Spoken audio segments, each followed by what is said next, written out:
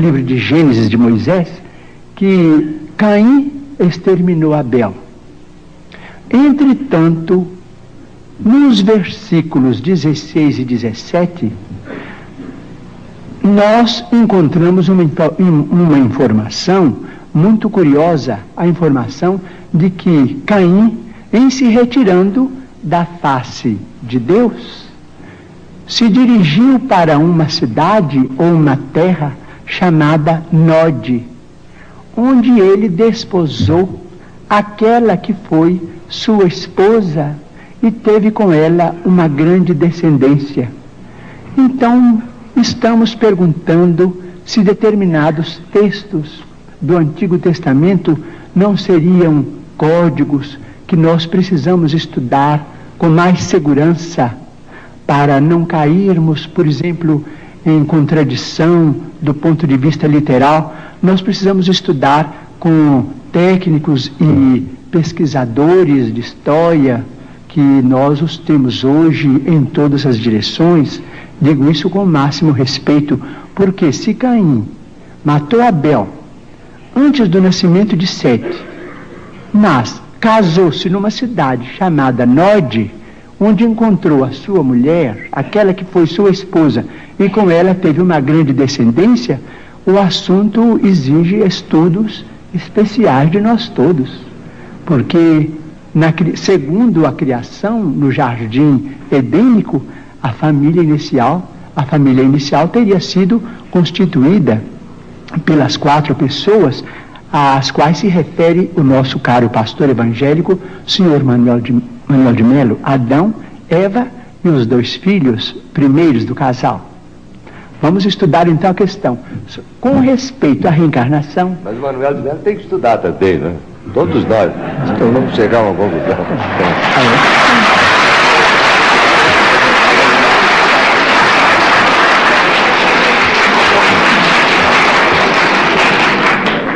Bom, com respeito à reencarnação, posso dizer? Pode, Chico. Com respeito à reencarnação, nós, os espíritas, estamos diante de uma realidade inconteste para nós.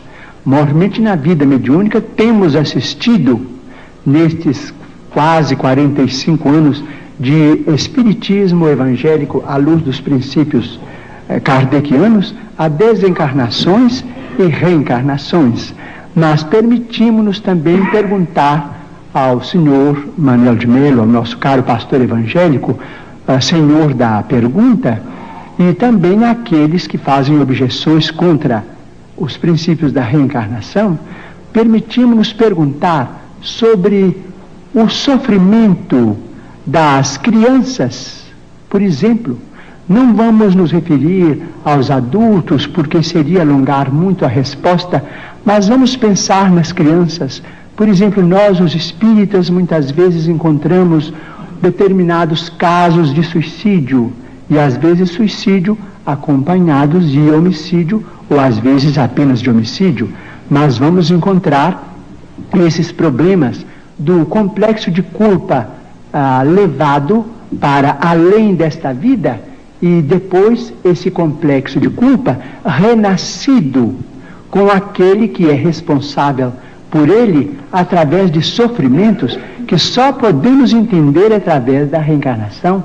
Por exemplo, muitas vezes temos encontrado, por exemplo, irmãos nossos suicidas que dispararam um tiro contra o coração e que voltam com a cardiopatia congênita ou com determinados fenômenos que a medicina classifica dentro da chamada tetralogia de Fallot.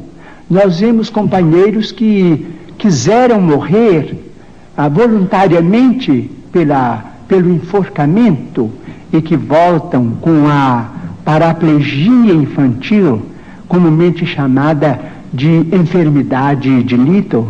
Nós vemos muitos daqueles que preferiram o veneno e que voltam com malformações congênitas, com problemas miopáticos, com o mixedema, aqueles que às vezes violentam o próprio ventre e que voltam também sofrendo as tendências e que às vezes acabam se desencarnando com o chamado infarto mesentérico.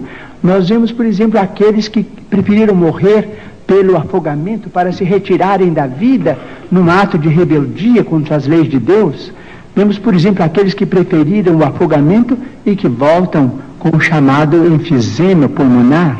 Aqueles que dispararam tiros no próprio crânio e que voltam com tantos fenômenos dolorosos, como, por exemplo, a idiotia, a acromegalia, quando o tiro, vamos dizer, quando o projétil alcança a hipófise, porque nós estamos em nosso corpo físico subordinado ao nosso corpo espiritual.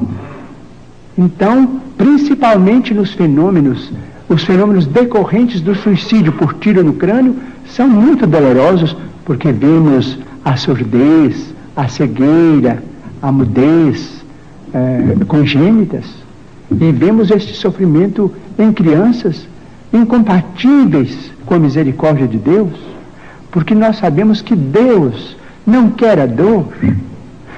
Diz Emmanuel, se Deus quisesse a dor, Ele não teria nos dado anestesia através da medicina. A dor é uma criação nossa. Chegamos ao além com determinado complexo de culpa e pedimos para voltar ao corpo, trazendo as consequências de nossos próprios atos menos felizes. Então, pedimos ao Senhor Manuel de Melo, nosso caro pastor evangélico, que tem trabalhado tanto e cujo mérito nós todos reconhecemos e reverenciamos, para pensar conosco